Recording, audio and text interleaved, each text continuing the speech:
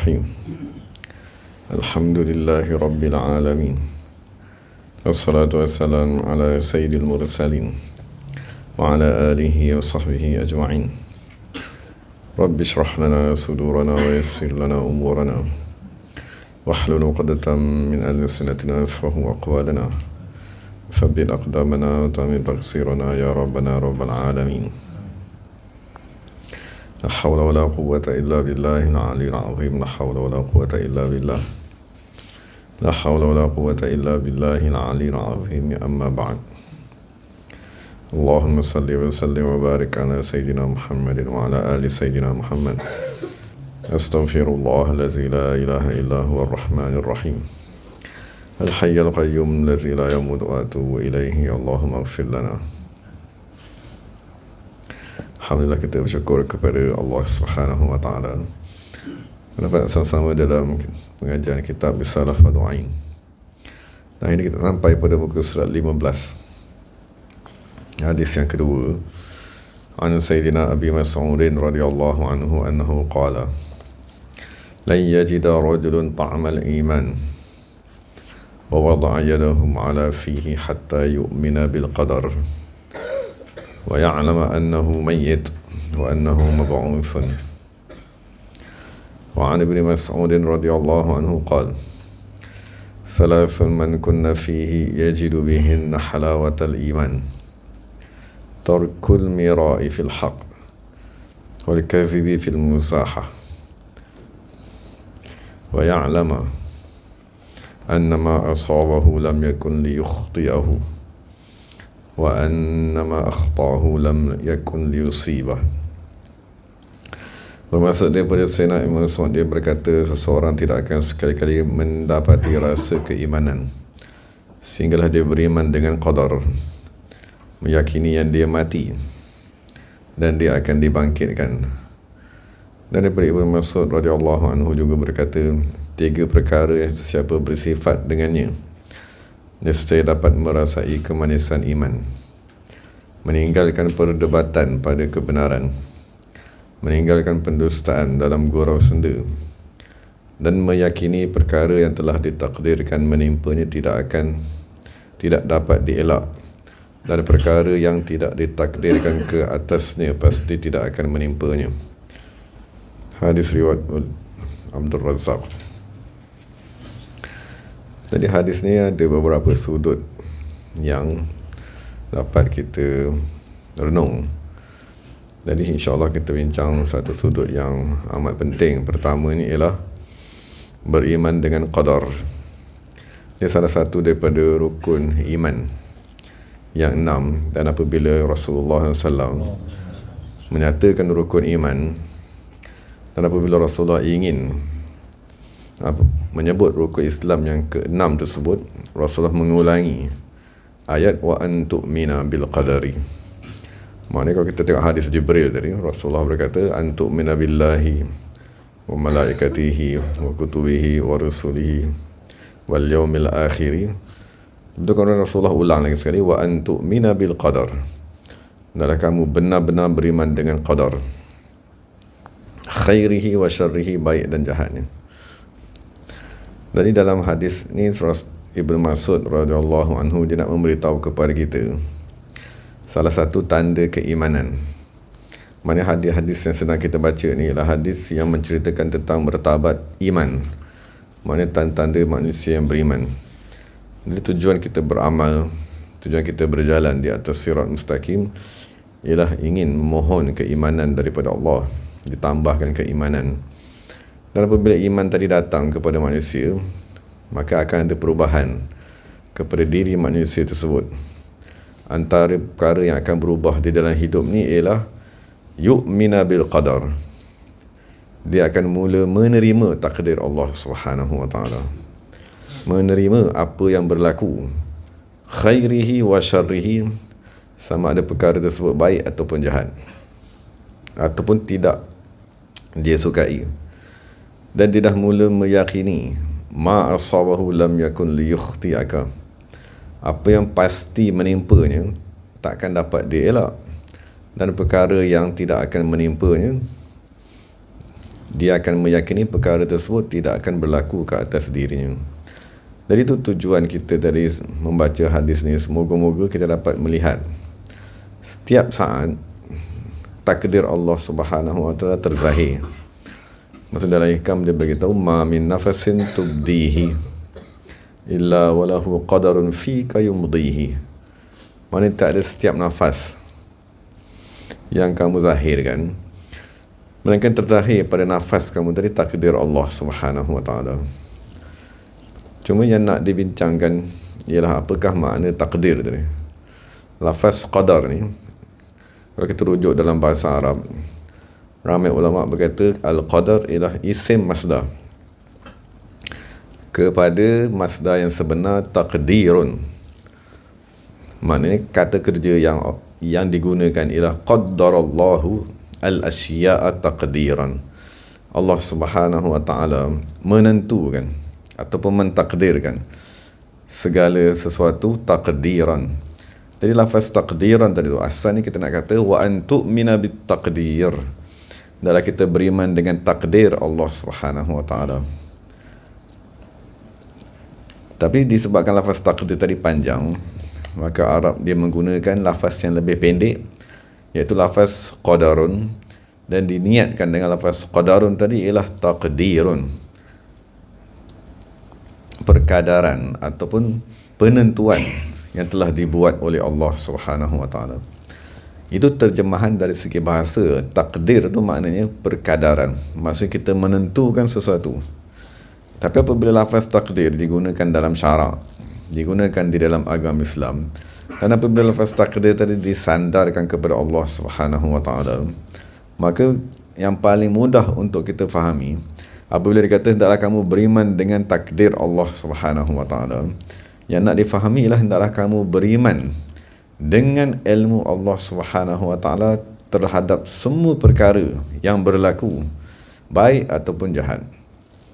Supaya kita tak salah faham dan supaya kita tadi tak memahami takdir tersebut memaksa sesuatu perkara berlaku. Al-Qadar dalam sudut yang lain dia difahami sebagai ilmu Allah yang azali terhadap segala perkara yang akan berlaku baik ataupun jahat. Jadi pengetahuan terhadap sesuatu perkara akan berlaku, pengetahuan tidak memaksa perkara tersebut berlaku.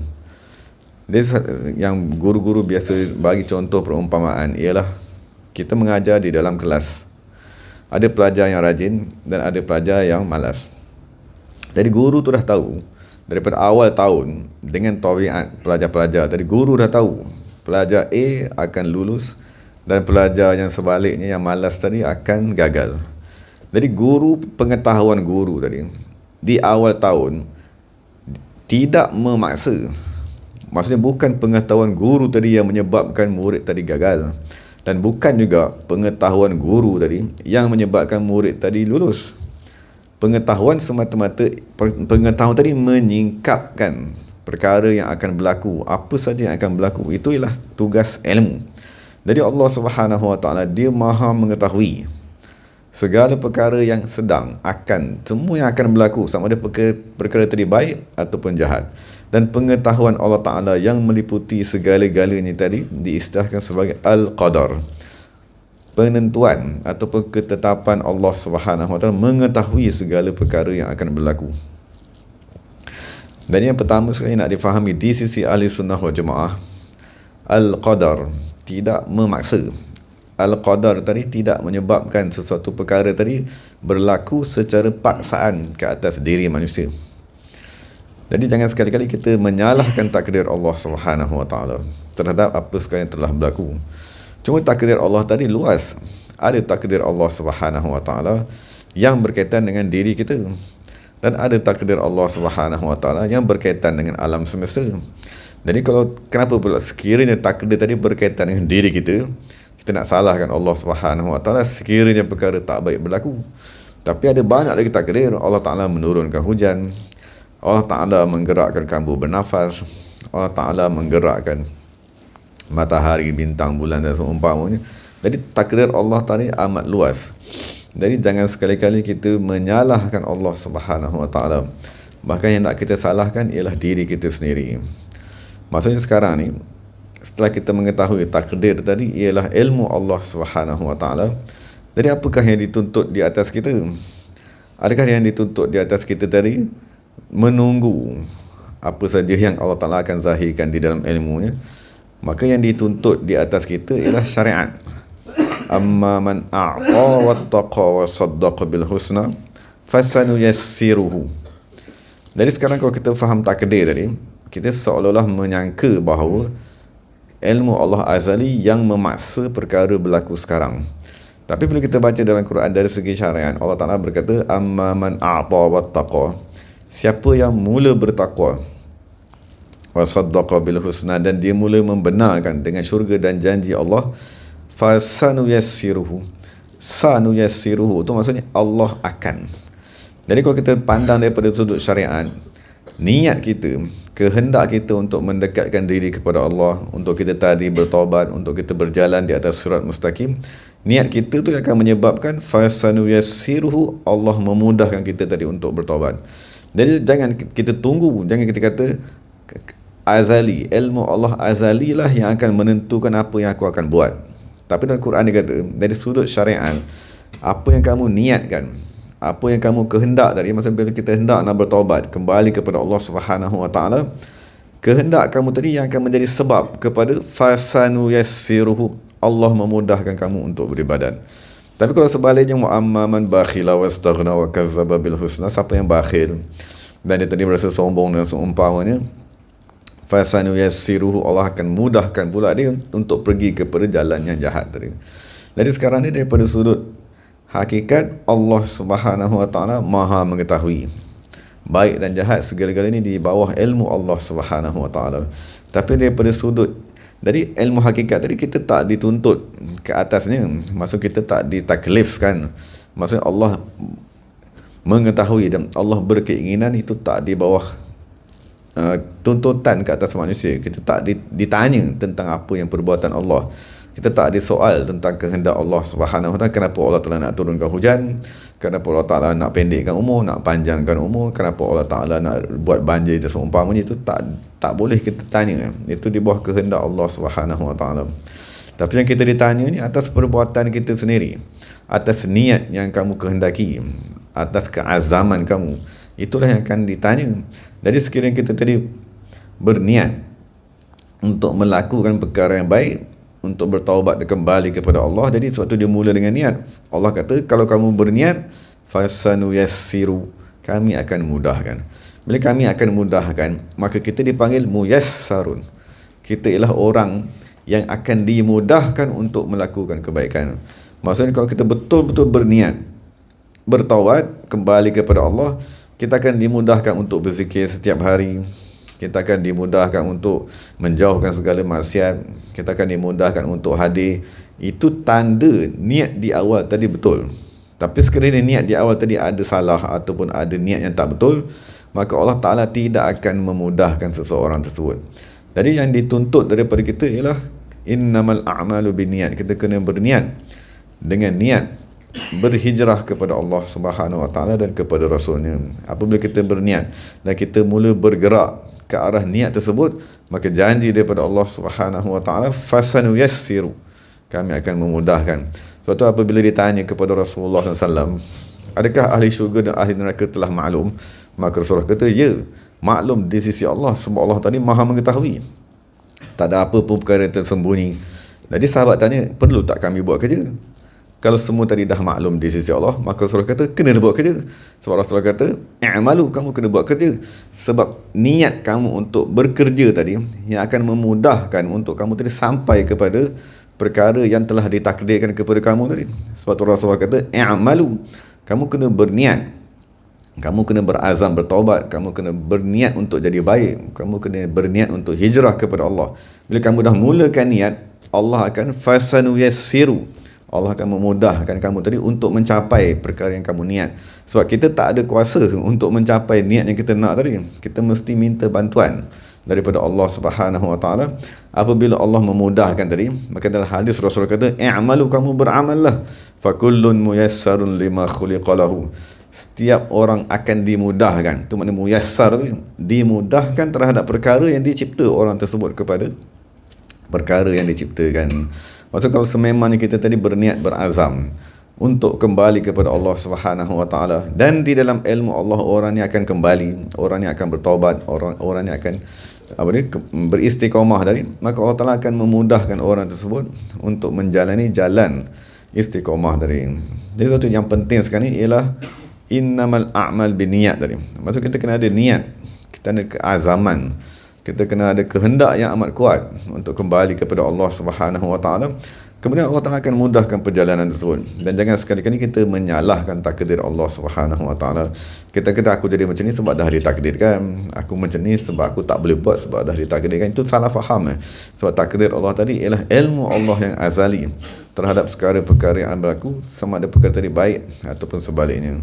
Jadi moga-moga kita dapat memahami satu sudut yang penting tentang beriman dengan takdir Allah Subhanahu Wa Taala, dan moga-moga kita dapat menguatkan keazaman, niat memohon daripada Allah agar kita tadi dimudahkan untuk mengamalkan, menyempurnakan apa yang telah kita niatkan. Wallahu taala alam, dari segala yang baik daripada Allah Taala, segala salah silap daripada diri saya sendiri. Wa aqulu qawli hadza wa astaghfirullahal azim li wa lakum wa lisa'il muslimin wal muslimat. Bismillahirrahmanirrahim. Alhamdulillahirabbil alamin. Wassalatu wassalamu ala sayyidil mursalin wa ala alihi wa sahbihi ajma'in. Rabbana zalamna anfusana wa illam taghfir lana wa tarhamna lanakunanna minal khasirin. Rabbana atina fid dunya hasanah wa fil akhirati hasanah wa qina adzabannar. Allahumma farrij an ummati sayyidina Muhammadin sallallahu alaihi wasallam. Allahumma arham ummati sayyidina Muhammadin sallallahu alaihi wasallam. Allahumma ansur ikhwanana fi Falastin wa fi kulli مكان برحمتك ارحم الراحمين وارحم شهداءهم برحمتك ارحم الراحمين سبحان ربك رب العزة عما يصفون وسلام على المرسلين والحمد لله رب العالمين تقبل الله منا ومنكم.